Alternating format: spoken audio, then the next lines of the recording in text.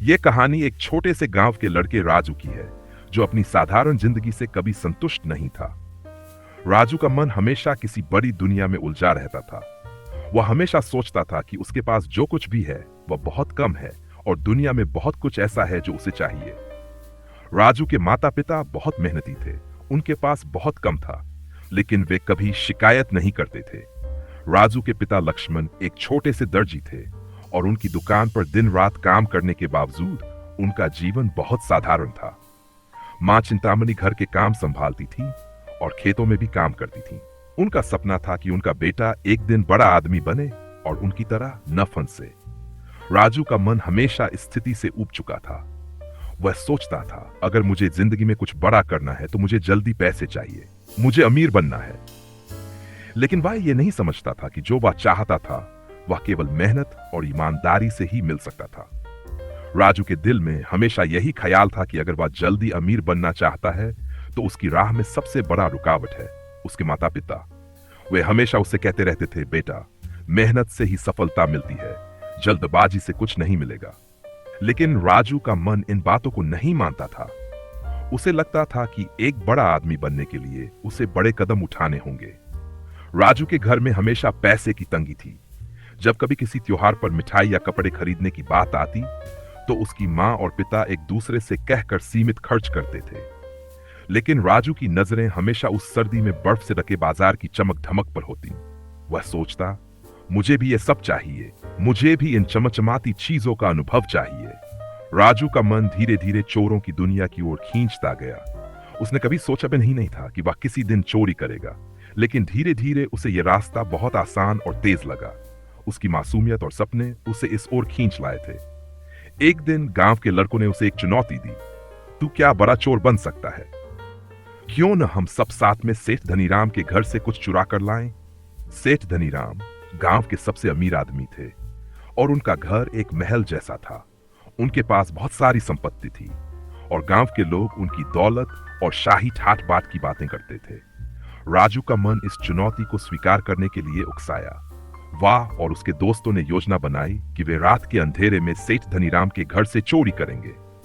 उन्होंने घर के चारों ओर के रास्तों की जांच की और पाया कि पीछे से एक पुराना कच्चा रास्ता है जो सेठ के महल तक जाता था। राजू ने अपने दोस्तों से कहा, हमारे पास मौका है, अगर हम इस रात में सफल हो गए तो हमारी जिंदगी बदल जाएगी। वे सब उत्साहित हो गए और रात के समय महल के पीछे से घुसने का फैसला किया।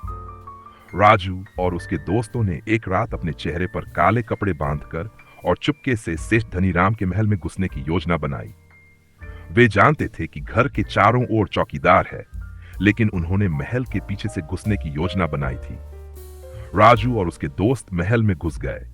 उनका दिल तेजी से धड़क रहा था और उन्हें डर था कि कहीं किसी के जगने से उनकी चोरी का भंडाफोड़ न हो जाए।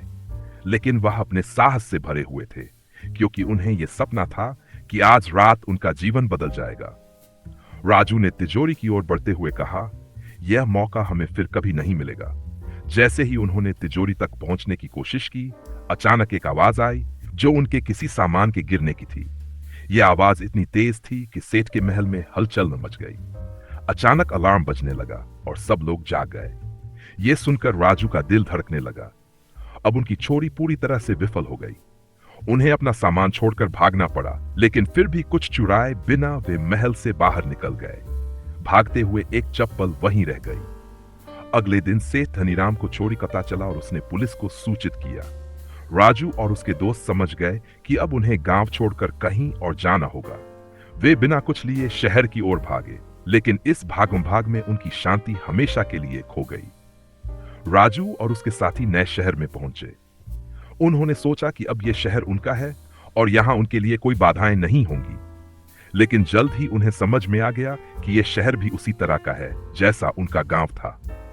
यहां भी लोग मेहनत करके अपना जीवन चलाते थे। राजू ने यहां भी चोरी की आदतें बनानी शुरू कर दी। वह कभी सड़क के किनारे बैठे दुकानदारों से पैसा चुराता, कभी गहनों के व्यापारियों के पास जाकर कुछ चीजें उड़ा लेता। लेकिन एक दिन उसने सुना कि शहर के सबसे बड़े बैंक में एक बड़ी रकम आने वाली है और उसने सोचा कि यह एक अच्छा मौका है।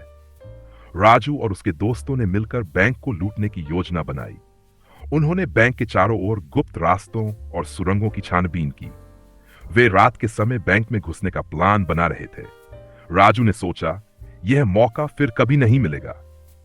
लेकिन जैसे ही उन्होंने बैंक की तिजोरी तक पहुंचने की कोशिश की, एक चूक हो गई। सुरंग की दीवार ढहने लगी और जमीन में दरार आई। इससे पूरा बैंक सजग हो गया और अलार्म बजने से पुलिस को सूचना मिल गई। राजू और उसके दोस्त भागने में नाकाम रहे और पुलिस ने उन्हें पकड़ लिया। राजू और उसके दोस्त जेल में थे। यहां उसने पहली बार महसूस किया कि उसने जो किया वह गलत था। उसकी मां की बातें बार बार उसके दिमाग में आ रही थी। बेटा, मेहनत से जो मिलता है वही सच्चा सुख है। जेल की अंधेरी कोठरी में बैठकर उसने सोचा, क्या मैं सही रास्ते पर चल रहा था? राजू ने न सिर्फ अपने किए हुए पापों के बारे में सोचा, बल्कि अपने माता पिता, अपने गांव और अपने सपनों के बारे में भी गहराई से विचार किया। वह समझ गया कि उसकी जिंदगी का सफर न केवल उससे बल्कि उसके प्रियजनों को भी दुखी कर रहा था। जेल में रहते हुए उसने पढ़ाई शुरू की। वह समझने लगा कि एक अच्छा इंसान बनने के लिए सबसे जरूरी चीज ईमानदारी और मेहनत है। राजू ने खुद को मानसिक रूप से बदलने की कसम खाई। राजू ने से बाहर आते ही पूरी तरह से बदलने का फैसला किया। वह अब जानता था कि अगर वह इस में एक अच्छा इंसान बनना चाहता है तो उसे अपनी पूरी जिंदगी की दिशा बदलनी होगी। वह गांव लौट आया, लेकिन गांव के लोग उसे पहले जैसा नहीं देख रहे थे। वह अब अपनी मेहनत से ही अपना जीवन चलाने की कोशिश कर रहा। राजू ने एक छोटी सी दुकान खोली जहां वह कपड़े बेचता था। वह अब अपने पुराने दोस्तों से, अपने माता पिता से और खुद से भी माफी मांगता था। गांव के लोग उसे पहले तो एक अपराधी समझते थे, लेकिन जैसे जैसे समय बीतता गया उन्होंने उसे बदलते हुए देखा। राजू अब बच्चों को यह सिखाता था कि सच्ची खुशी मेहनत और ईमानदारी से मिलती है, न कि चोरी से। राजू ने खुद से वादा किया कि वह कभी अपनी पुरानी गलतियों को दोहराएगा नहीं। वह अब जानता था कि सच्ची सफलता मेहनत, ईमानदारी और अच्छे कर्मों से मिलती है।